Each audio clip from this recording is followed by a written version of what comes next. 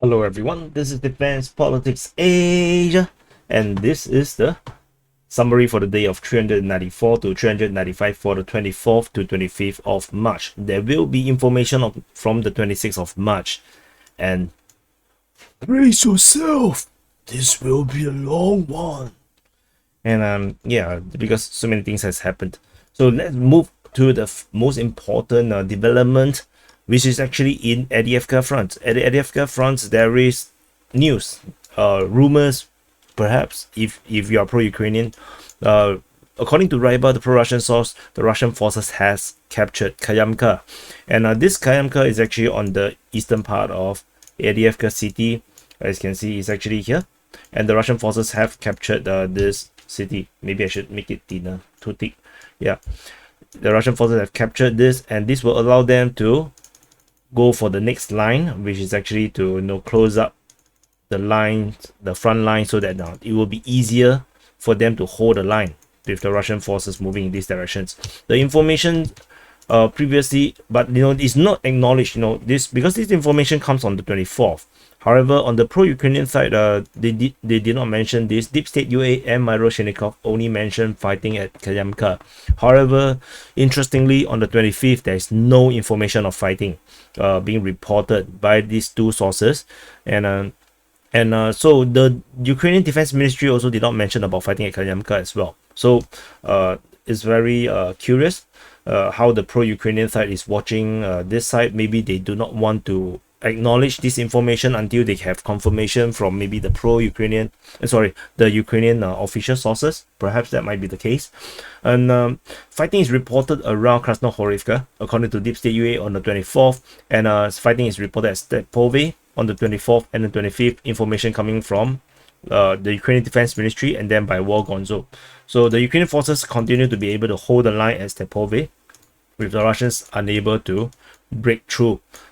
So that's well done from the Ukrainians, because the breakthrough will be devastating. And in the north of Krasnohorivka, we have fighting reported towards Kreminna, according to the Ukrainian Defense Ministry, on both days, 24th and 25th. Deep State UA and Ryba reported fighting around the area of Bakhmut, and War Gonzo reported the fighting towards Novokalinove on the 25th. So there must be some kind of push that has already crossed the road that allows the Ukrainian Defense Ministry to name Kreminna as the region that's fighting in the area of. So we shall continue to watch, to see if we can actually get any detail. We'll monitor this situation. And over at the southwest and western part of Avdiivka, we have fighting reported at Avdiivka, according to the Ukrainian Defense Ministry. We do not have any information of any infiltration into the city itself. This probably have not worked. Maybe the Ukrainians have re-established the lines around this area, as it was not mentioned by the pro-Russian sources. However, War Gonzo did mention, which I did not map, some Russian attack on the western side of Avdiivka, western position of the city, which is kind of unusual. I'm not sure how to make of it, so which is why I did not map it. But War Gonzo did mention that. Siversk, this town here, actually see fighting, according to the Ukrainian Defense Ministry, on the 24th, and on the 25th it was reported by Maryinka and Vuhledar. The Ukrainian Defense Ministry on 25th actually mentioned Tonenke, which is kind of interesting. I did not expect them to use this to call out this location, because usually they will say Siversk, and the Russians will actually say Tonenke. So but no, this happened. Pervomaisky also see fighting, according to three different sources: the Ukrainian Defense Ministry, Deep State UA, and Ryba. They all mentioned fighting at Pervomaisky. And on the 25th, so on the 24th, that was the information. On 24th, 25th, the fighting is still ongoing at Pervomaisky. This is an ongoing conflict, battle. 22nd, 23, every day there's fighting at Pervomaisky. So the Russians definitely is pushing really hard in this area here. And Nevelsky, however, seems to be a bit quiet, except for 25th of March. We have Maryinka talking about fighting at Nevelsky, and they did describe it as very serious fighting. They say that there's a mountain of dead ox. so maybe watch too much Warcraft, play too much Warcraft 3, and that's all from the Avdiivka Front. And moving on to the next big region is actually Bakhmut Front. At the Bakhmut Front, at the city area, we have news coming from the SITREP maps and Ryba that Azom, the non-ferrous metal plant, has been captured by the Russian forces, which is why the icon is now red in color. Fighting continue to be reported in the northern area near the Azom, near Vostokmesh, which is actually this plant here. There is fighting around this area according to Ryba on the 24th. There's also fighting reported at Zelena Street and Kopakova Street, which is actually this street and this street. Fighting is around this area according to Deep State UA and Ryba on the 25th. There is a geolocation of Ukrainian forces at this position here, around this area, the buildings here. So that confirms the front line is actually very accurate. Should be around this area. That's the front line. So on the western part of it, there is still fighting reported towards Kromove. The fighting is still ongoing according to Maryinka on the 24th and the 25th. There is the fighting also happens in the northwest part of Maryinka, not Maryinka, northwest part of Kromove, and there is geolocation of the front line around this area here according to Deep State UA, and this shows that the fighting is definitely still ongoing around this area here, where the forest actually resides, and the Russians definitely is still trying to put pressure to cut the road.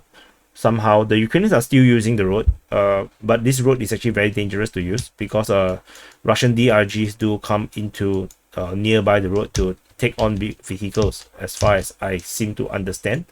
And over at the northeast part of Bakhmut, there is geolocation of Russian forces over here at this garage region, and fighting is being reported on the 24th around this region according to Deep State UA and Ryba. Both of them reported the same thing, with the Russian forces pushing in this area here.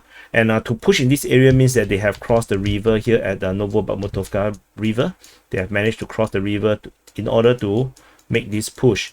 So that seems to be significant to them. We did map this much earlier, I think based on information from SITREP maps or information from Deep State UA, I cannot remember who.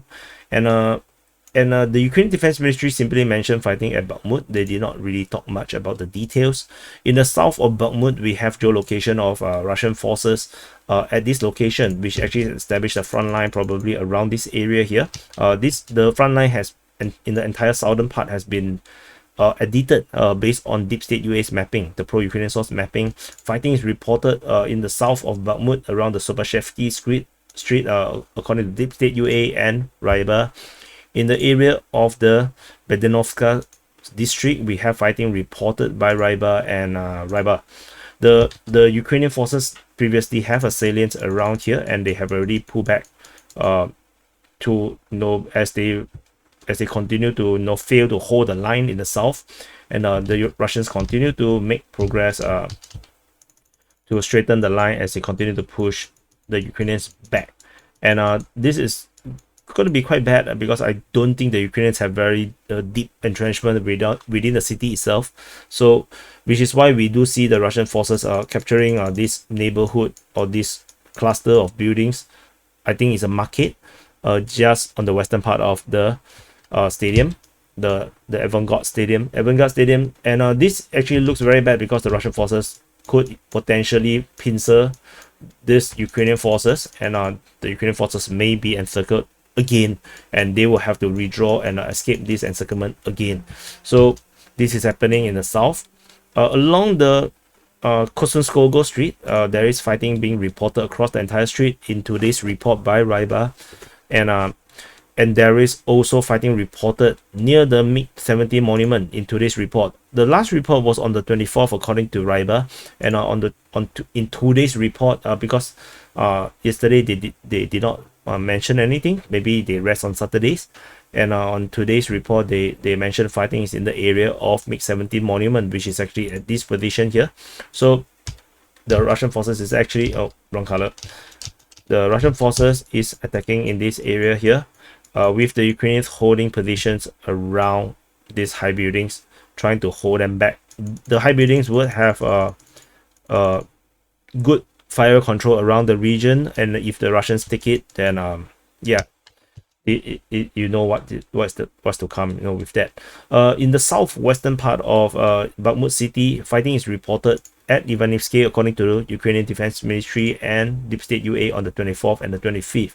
In terms of details, you do not really seem to have the details. The mapping between Ryba and Deep State UA continue to be very different. As you can see, the overlap is quite huge between the two sides, and interestingly, we still continue to see reports by the Ukrainian Defense Ministry about fighting towards Zaporizhzhia on the 24th of March. 25th, the Maryinka, the pro-Ukrainian source, reported that the push towards Zaporizhzhia is still ongoing.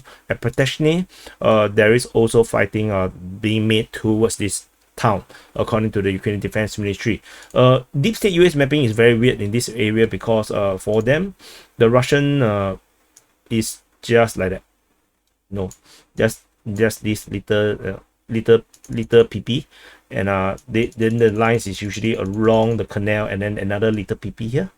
Yeah, no, that's how they draw the Russian lines, which is very awkward because for the Ukrainian Defense Ministry to mention Proteshny, and then the PP is so small, so it's a bit weird. Yeah, now it doesn't look like PP anymore, it looks like nipples. Okay, so no, and on the northwestern part of Bakhmut city itself, we have fighting reported at Donetsk, according to the Ukrainian Defense Ministry, on the 24th and on the 25th, and the Russians still haven't seemed to be willing to push into the town itself. It seems like they are more like holding the line, and then they are shooting in, they are firing into Bodanivka, and the Ukrainian Defense Ministry just interprets the information coming from the ground as an attack. It just doesn't feel like it. And there's nothing reported about Krychorivka, interestingly, and the most of the report is talking about Orikhovo-Vasilivka. According to Ukrainian Defense Ministry and Ryba on the 24th, they say that the fighting is still in Orikhovo-Vasilivka, and on the 26th, which is in today's report, probably describing things happening on the 25th, because 25th Ryba did not report anything about the Ukraine war.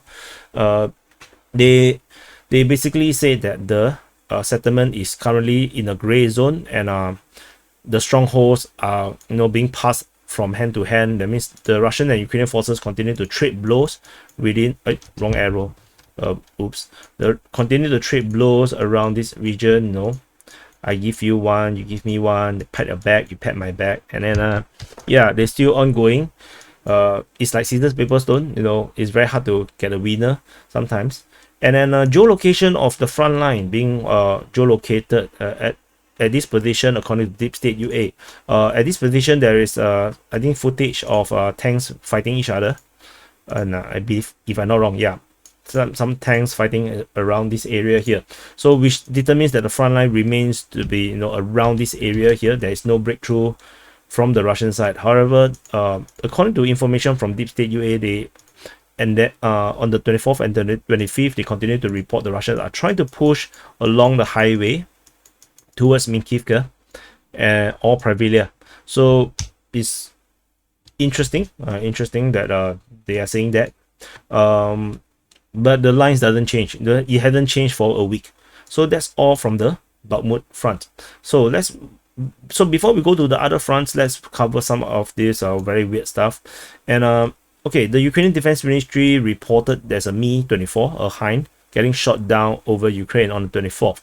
And interestingly, there is also going to be 12 Mi-24 helicopters going to be transferred to Ukraine by North Macedonia. So in terms of the details, the reasoning was that the North Macedonia is going to retire these helicopters anyway. So are they going to buy new Western helicopters? So might as well just give it to Ukraine.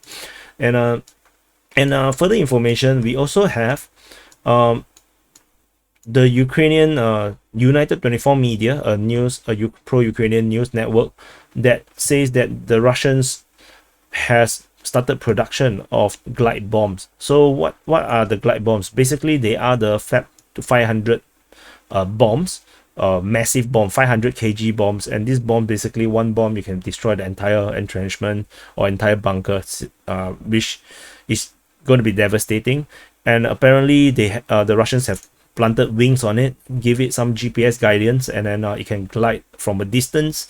And so according to even pro-Russian sources, they are saying that the Russians are using more and more of such bombs, this kind of glide bombs, and the planes, meaning the planes can fire all these bombs from a huge distance, and allow the bombs to actually drift to the target and deliver the massive strike accurately without risking the airplane. And this is seemingly to be used quite a lot in the Avdiivka Front, and this is causing a lot of concerns on the Ukrainian side. And another interesting news that is coming out from the Kherson region was the appearance of this new private military contractor on the Russian side, the Convoy PMC. So PMC Convoy reportedly is founded by the head of the Republic of Crimea. And so this PMC Convoy will be operating within the Kherson region, and they are actually run by former Wagner or Wagner. No, I like to call them Wagner because that I read it in English, but I know the proper pronunciation is actually Wagner. So former members of the Wagner PMC, and the convoy will be led by Konstantin Pikalov, and the Pikachu, who was actually the second in command within the Wagner after Dmitry Ukin. So we have the Pikachu convoy over at the Kherson region, and it's going to be interesting to see, if it develops into some kind of rivalry, or will it be something helpful for the Russian side. And this is definitely interesting because former Wagner members, why are they not in Wagner? So that's very cool. So, and moving on, we have fighting reported within the Vuhledar Marinka region. So at the Marinka region, we have fighting reported at Krasnohorivka. And interesting thing is that according to Ryber's mapping, the Russian forces actually have made progress. The entire front line have pushed forward around Krasnohorivka. So let me zoom in nearer. So previously the line was actually a bit further, and now the Russians have pushed forward to this line, and they managed to envelop the entire of the reservoir here, and they continue to push nearer and nearer towards this fortress city of Krasnohorivka. And in Marinka itself, there is fighting and progress by the Russian forces in the north Marinka. SITREP maps reported on the 25th that the front lines have pushed forward to this area. Previously it was around here. The Russian forces have managed to capture more regions in the north of Marinka. And this is actually then echoed and corroborated by Ryber on the next day, on the 26th of March, today.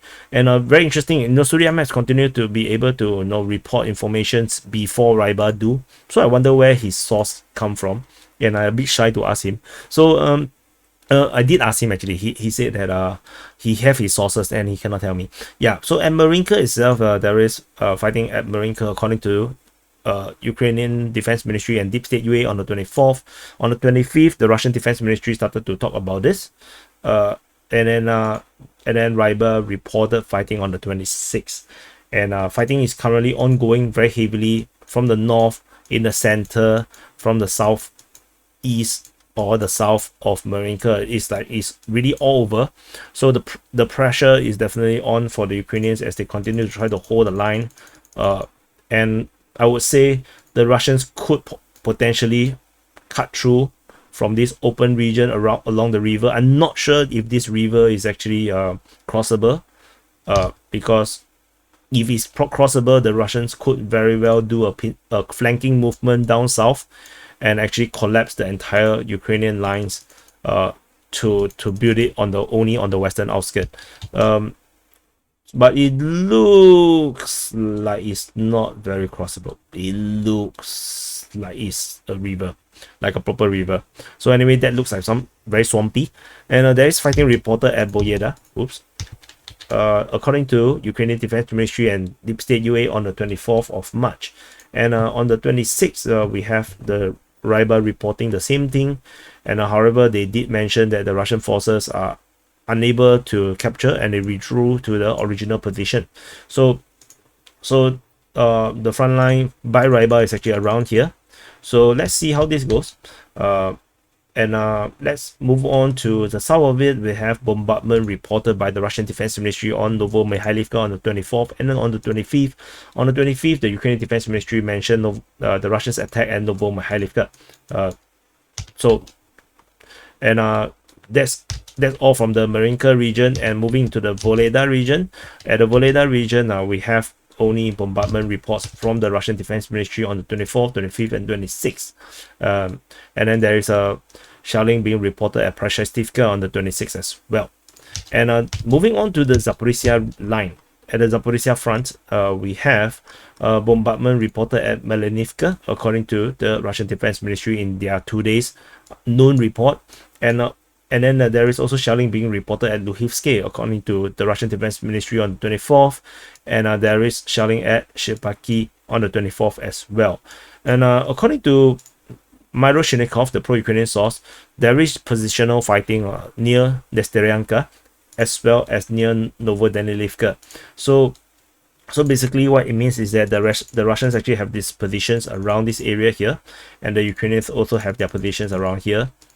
And then they started firing at each other. Boom, boom, boom, boom, boom, boom, boom. Yeah, that's what happened.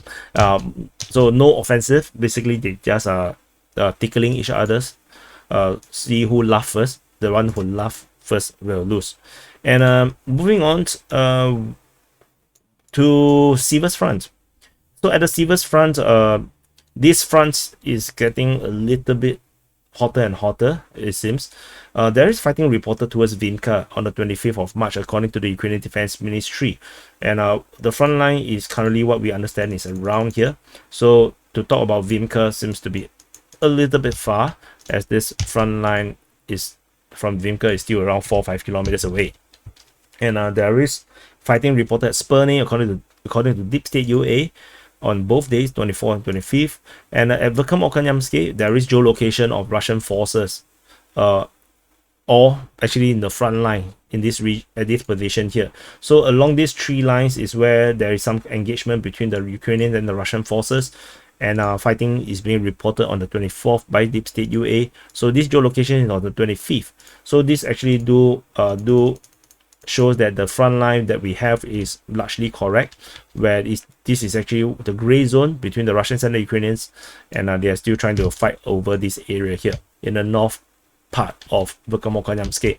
According to Russian Defense Ministry, there is shelling reported at Serebrenka on the 26th, which is actually today's report, and 24th and 25th, 26th is being reported by Russian Defense Ministry that's shelling at Horivka. Below Horivka, continue to see fighting, according to the Ukrainian Defense Ministry, on the 24th and on the 25th. The Russians are still attacking below Horivka.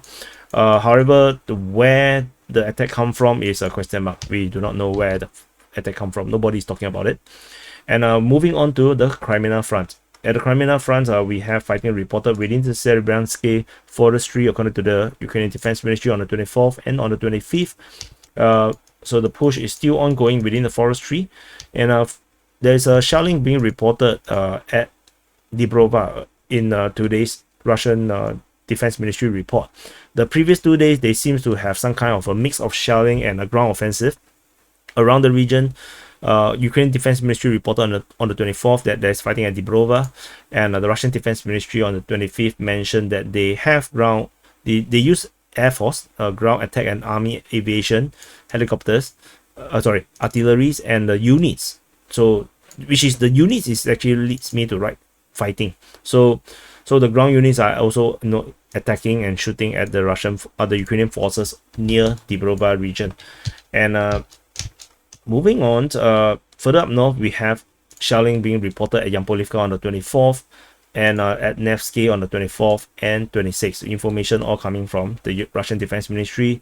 According to the Russian Defense Ministry, they seem to be attacking Yampolivka on the 25th and Terny on the 25th. And there's a geolocation of Russian forces, according to Deep State UA, at this position, which actually confirms that the front line is indeed still around here, the Russians have definitely full control around this area here, given the geolocation. And there is fighting reported in the east of Nevsky, according to Rybar. And there is also fighting reported at Ploschanka, according to Deep State UA, on the 24th. And there is fighting reported at Makiivka on the 24th as well, according to Rybar. There is a bridge at Makiivka. This bridge here at Makiivka has been blown up by the Russian forces. According to Rybar, there is a video also came out of this. The Russians actually strike this bridge, and this is the bridge is already partially destroyed, and then the bridge, the entire another additional explosions are simply gonna just make it more ugly. So now the bridge is very ugly. The Ukrainian forces will be like, ew, so ugly. Then they will have to go around to cross into Makiivka, or they can be like, ew, so ugly. Then they go off from the north and come in. Because the river actually do meander around. Oh, so the one in the north, the one in the north actually will not reach the other side. Okay, that's my fault. Okay, the Ukrainians will have to also only cross from the south up. So this is the only route up to Makiivka for now, until they can actually build a pontoon around this region again. So that's all from the Makiivka, and that's all from the Kreminna front. Moving on to the north, to the Sviatove and Kupiansk front. At the Sviatove front, we have fighting being reported as Makiivka, according to the Russian Defense Ministry on the 24th. And on the 26th, in their today's report, they mentioned shelling at Makiivka. There's fighting reported at Novosibirsk, according to Myra Shinikov and the Russian Defense Ministry. This small little town continued to elude from the Russians' control. And moving into the Kupiansk region, at the Kupiansk region, we have Russian Defense Ministry reporting shelling at Tabaivka on the 26th, and Stepova Novosibirsk on the 26th, shelling at Timkovka on the 25th. Kaiselivka, they seem to be either fighting or shelling at Kaiselivka on the 24th, and closer to the Voreshna region or the Kupiansk city, this Kupiansk city, there is shelling being reported on all 3 days at Voreshna on the 24th, 25th, and 26th. The amount of shelling at Voreshna is very unusual, which means that there must be some kind of a huge group of forces within Voreshna that actually, attracted the attention of the Russian forces. And this group of forces is likely to be needed to actually launch a counter-offensive to recapture Voreshna and Krasnikivka. I believe this is the reason why there is a gathering of forces at Voreshna, and this attracted a lot of artillery shell to that city itself. Fighting is being reported near Krasnikivka, and fighting is reported at Maryinka. Information coming from Ukrainian Defense Ministry on the 24th and Deep State UA on the 24th. And there is also fighting reported at Sinkivka, according to the Russian and Ukrainian Defense Ministry on the 24th, and on the 25th is by the Ukrainian Defense Ministry. And that's all from the Kupiansk front. Let's see, do I miss any information? There is a helicopter shot down over Myrnohrad, or Dimitrov, according to Russian way of pronouncing it. And I think I might have covered everything. So thank you for watching. This is the summary for the day of 394 to 395 for the 24th to 25th of March. Press the like button, subscribe if you are new to this channel, join the DPA army, and do check out the pro-Ukraine panel on the Defense Politics Asia main channel. And also do check out the open mic.